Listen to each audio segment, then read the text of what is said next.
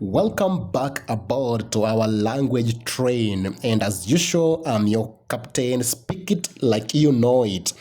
This time round, I've prepared you a very important component of composition writing, that is effective composition writing. This presentation is particularly going to be very important to all candidates who are preparing for their national examination and to any other learner who aspires to be an effective writer, speaker, or public speaker. It is also fundamentally important to all teachers who are handling English as a language. Now, I want you to come with me aboard as I take you through certain fundamental features of effective composition writing.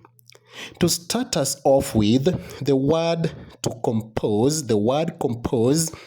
tests on a learner's ability to personally create a story that is original, unique, entertaining, interesting, and convincing. With that in mind, I want to take you straight away to the types of compositions. These are some of the compositions that learners can be tested on.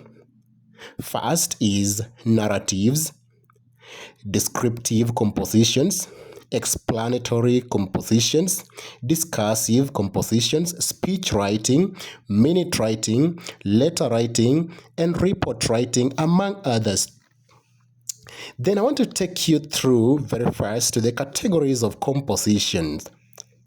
In most cases, learners are normally tested on narratives, and I would wish to categorize compositions into two. The first category, I would call it closed type of compositions or guided or directive compositions. These type of compositions have got specific themes that a student is expected to strictly adhere to. In other words, they cannot twist them to suit any type of composition that they would love to write. These type of compositions are like minute writing, letter writing, speech writing. Those are type of guided compositions or closed compositions. Some of the narratives also fall in this kind of type of compositions because you may be given something to do with a wedding ceremony or a burial ceremony or a prize giving ceremony. Definitely, you will have to focus on that particular theme. Number two is open-ended compositions, or what I would call a free composition. This type of composition, a learner can give the composition any twist that they would want depending on the interest and level of creativity that they have. In other words, the composition starts from the point and from a point, and a learner is asked to continue with that type of composition, making it as interesting as possible. Let me now take you to stages of composition writing. I have put my stages as follows. Stage 1 is on choosing the theme of the story to write. In this particular case, a learner is expected to look at the provided rubric or title or ending of the story and to critically analyze it, to select the theme that is suitable for them and what they can be able to write in relation to the provided theme. Stage 2, the learner now goes to planning stage. This is where you lay your strategies. Remember, when you are given a composition to write, it's like you've been given a car together with the keys, and then you are supposed to drive that car to a destination. In this case, you need to know how you want to arrive at your final destination. That is why you need planning. Planning will give you a roadmap. It will give you a blueprint to where you'd want to, or how you'd want to write your composition. The third one is actual writing.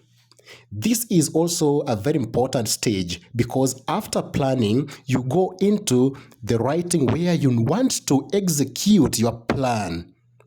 You have to take us through the journey of your composition writing until we walk with you to the final destination. And then stage 4, I would call it proofreading stage or justification stage. At this particular stage, you take a look back at what you have done, what you have written. Find out whether that's exactly what you expected to write. At this point, you should be able to come across maybe some errors that you made in the course of writing, and this is the time when you can be able to correct them. So with those 4 stages in mind, I want us to look at stage 1, which involves choosing the theme or the subject or the storyline. How do you go about this? It is important to consider reading and understanding the rubrics or the title provided or the ending provided, and you must be able to clearly read this word by word and to clearly understand what you have been provided with. Then B, it is important to settle on a light theme that you can easily manage, that you can easily write without much struggle. It is equally important that you should be able to read and understand the examiner's mind before you settle on a theme. It is important to note that the themes that learners are normally tested on revolve around 2 environments. These environments are 1, the school, which carries the greater percentage, and 2, the home environment. Under the school environment, the learner can be tested on various themes. For example, a learner can be tested on school prize giving day. Number 2, sports day, which can include football or even athletics. Number 3, the learner can be expected to write about unexpected or expected visitors in school. It can also be number 4, about music or drama festivals or even cultural festivals. It can also be about drug and substance abuse. It can be about sitting examination. It can be about speech writing. Particularly, you can be asked to imagine that you are the school head boy or the school head girl, and you are expected to give a speech during a school function. Remember, on speech writing, you cannot be asked to imagine being a person that you are not or that you may not be. It can also be about fire accident or fire incident or fire outbreak in school. It can be about disease outbreak, school trips and tours. They can also be about breaking news, whether good news or bad news. Or it can as well be about terrorism or radicalization or extremism. It can also be about flooding. It can equally be about road accident, kidnap. It can be about your best friend. You can be asked to write about your best friend. It can be about a case of a mistaken identity. It can be about you joining a new school or admission to another school or something like that. It can be about your best day or your worst day in school. And also it may be about an agricultural show and many others. Those are themes that are revolving around school environment. But then we also have got themes that are revolving around home. They may include wedding ceremonies, robbery, fire outbreak, road accidents, terrorism attack, cattle rustling, drought, famine, floods, kidnap, birthday party. You can maybe also be asked right about your best friend, adventures, a visit to a relative in the village or in town, mob justice or mob injustice, disease outbreak, drugs and substance abuse, peer pressure or peer influence, traditional ceremonies, a bizarre incident in the village, domestic violence, or it can even be about FGM or rites of passage. But something you need to note is that you need to be alive to the contemporary issues, of which one of them I've just mentioned about the FGMs, or something that is also related to an outbreak of an unknown disease, matters to do with radicalization. Those are emerging issues or contemporary issues that you also must be alive to. It is important that to note that planning to write a good composition, you must also know that a composition can revolve between home and school. If you may start from home and then in between there a lot of things happen before reaching home, or you start from home and then in between there are some other things that may happen before you arrive at school. Therefore, I also want to take you through stage 2, which involves planning. Planning, like I said, is very important because it is setting a roadmap. You need to understand a few things during planning or at the planning stage. A few questions are going to be fundamental here. These questions include where. Where tends to answer the question of place. Where are you when the story is starting? All right? Where are you when the story is starting? Or where are others? Okay? Then 2, ask yourself who. In other words, who is involved or who did what? So this is where you now bring the characters in the story, both minor and major characters, and also the dormant characters, if any. Then number 3 is what. What happened? What did you do? All right? Or what did someone do? Then the next one is why. Why did it happen? Yeah? Why did it happen? Why did you do it? It gives reason. Then number 5 is when. When did it happen? This is a question of time. When did it happen? All right? Was it in the night? Was it in the evening? At what time is the story starting? All right? Then you also need to ask yourself of another question, how? How did it happen? All right?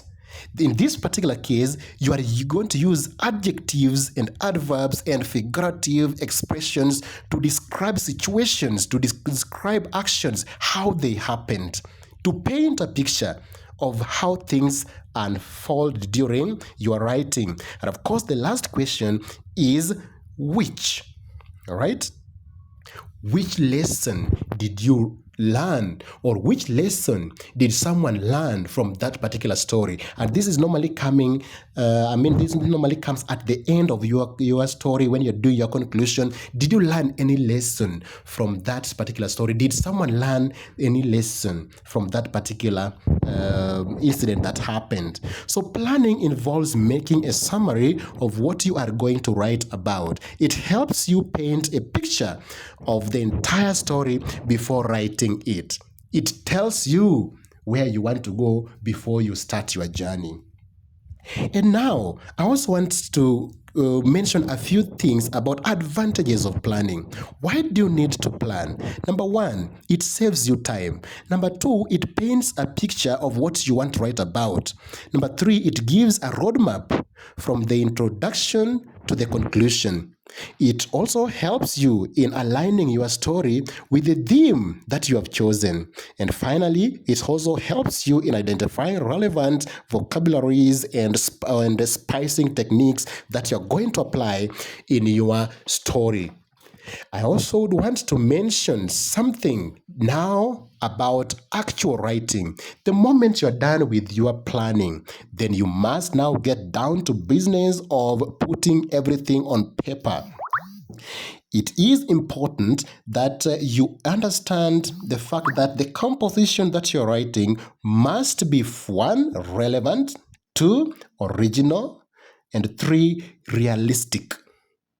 You must be relevant because it is a way of convincing the examiner that you understood the instructions, you understood the given rubrics. It must be original because this is where your uniqueness is needed. You must not be accused of plagiarism. You must be unique on your own. Do not try to copy paste or to retell a story that you had been told or you read somewhere. Being realistic means that the story that you're writing, can it happen in real sense? Or you are going to use you are going to exaggerate things that can never happen. So your story must, after all, be something that indeed can happen. Now, before you start writing, it is important to note a few things. Number one is your handwriting. Your handwriting must be legible. You must be able to ensure that you write neatly. Legible handwriting wins the attitude of the examiner. It gives the first impression about the learner. It gives assurance to the examiner. Now, let's ask ourselves a question. What do we consider in order to achieve a good handwriting? You need to consider the following. Number one is the shape of your letters. The letters that you write must be well shaped. You must be able to take care of their senders like B, like D, like H, like T. You must also take care of the descenders like the G, like P, like Y. In sounds, they are of course different. I would say B, D, H, T. Those ones are the sounds of the ascenders or descenders. I would give, for example, G, P, E, all right? Then, of course, also take care of the shapes of the grass letters like A, E, okay?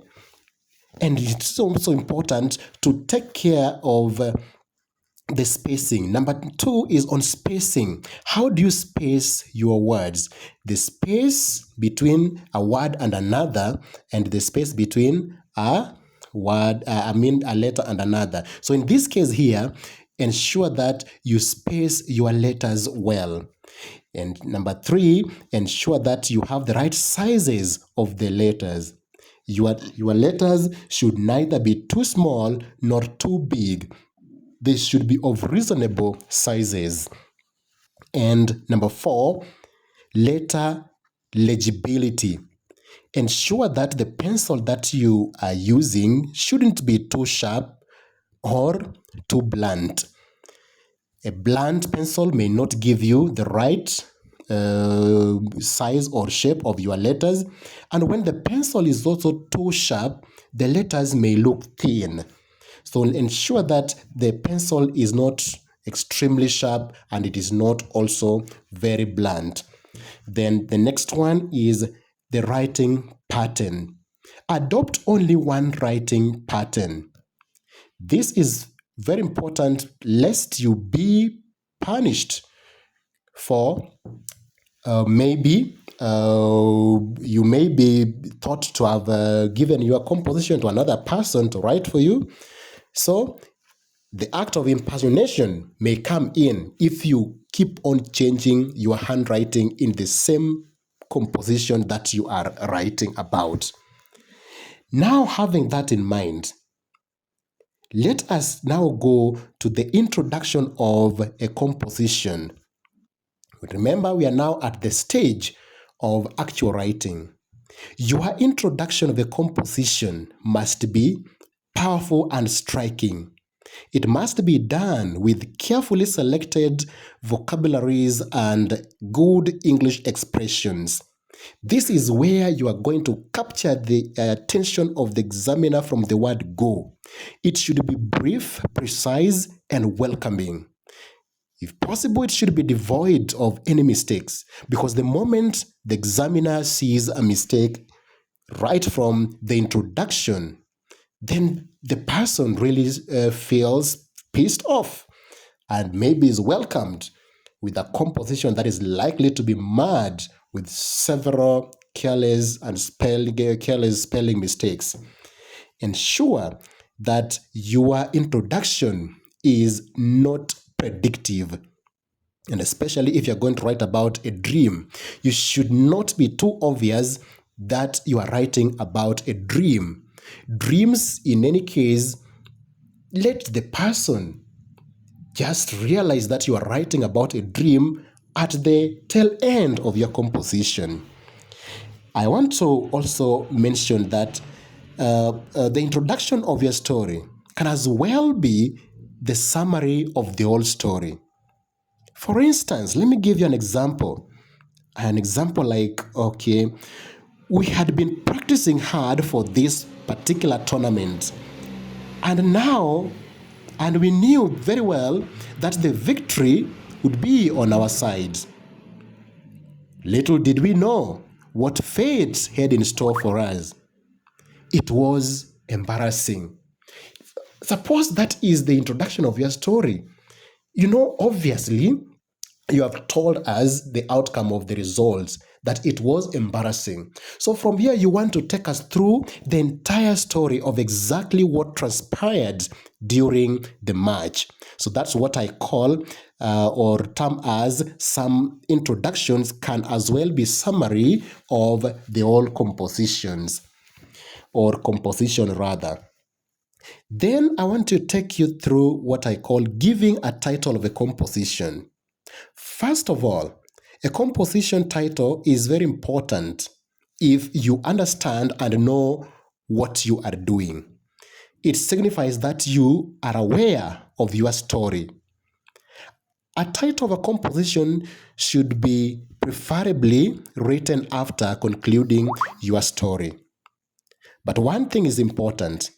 There is no penalty for failing to write a title of your composition.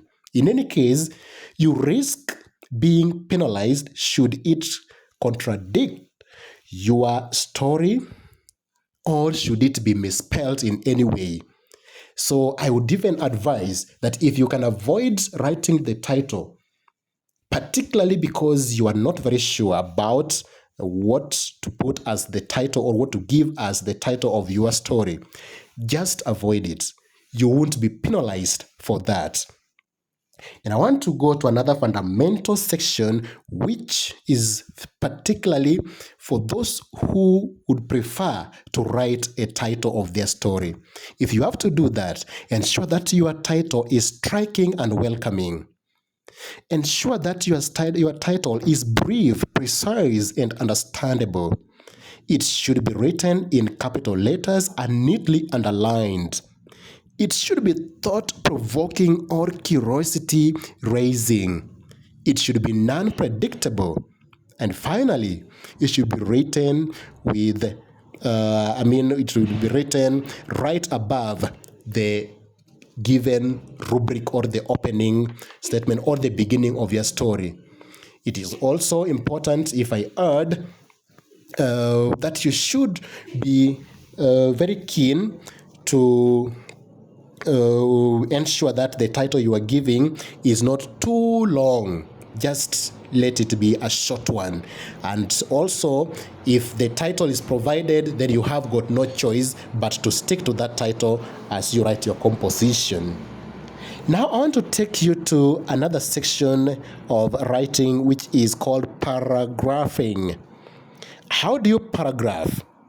Number one, ensure that you vary the length of your paragraph. A paragraph can be as short as 3 lines or even 2 lines. It can be as long as even 7, 8, or even 9 lines. Do not write a paragraph that is too long, or do not be monotonous with very short paragraphs. Try to vary the lengths of your paragraphs from maybe 3 to 7, maybe from 7 you can come back to, depending on the flow of your story and the content that you are relaying in those paragraphs.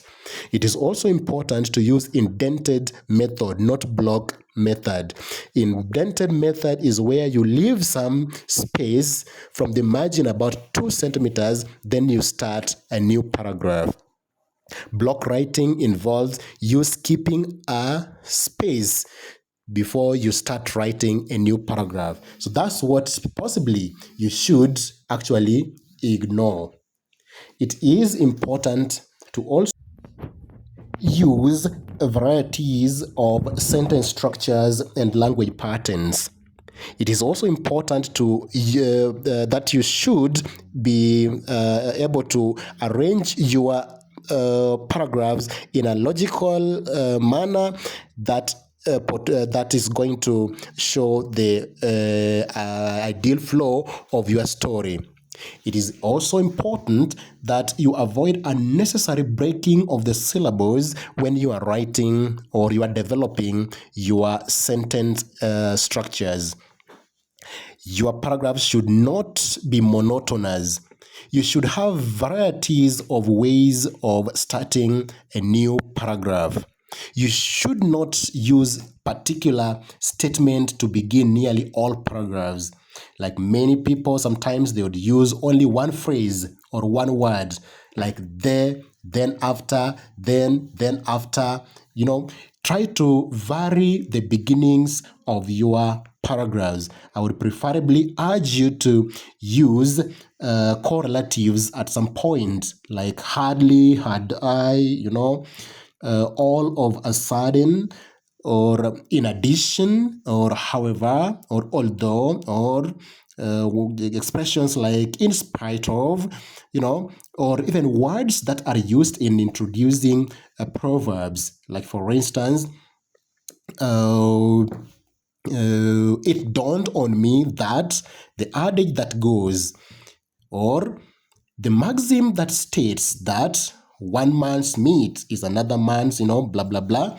So you should be able to vary the beginnings. You should also note that it is important that when you are developing your paragraphs, do not use too much of direct speech. Try to use reported speech. It is important also to note that you should clearly bring out suspense and mood during development of your paragraphs. You should also be able to write paragraphs that are devoid of unnecessary abbreviations or short forms. For instance, mom, dad, bro, write them in full, like mother, not my mom, my dad, my father, not my dad, my brother, not my bro, my sister, not my sis. Those are not allowed. And finally, your paragraph should portray excellent command of language patterns and grammar. And now I want to take you through a very important section which involves creating mood or tone or color in your compositions. This is, the mood of a composition should bring out the ideal feeling to the reader or examiner. The reader of your composition should be part of your journey until the end of it. If there is sadness, let that person feel the sadness. If it is joy, let the person feel joy. If it is about anger, let the person also be part of it. And it is also important to have a strong command of language. Up to that particular point, I want to invite you to watch the second part of this particular presentation, where we are going to look at some of the common descriptive situations and many others to do with creativity and dramatical plotting of your story and what the examiners look for. Thank you, and do not forget to subscribe to my channel. Let's meet in part 2 of my presentation.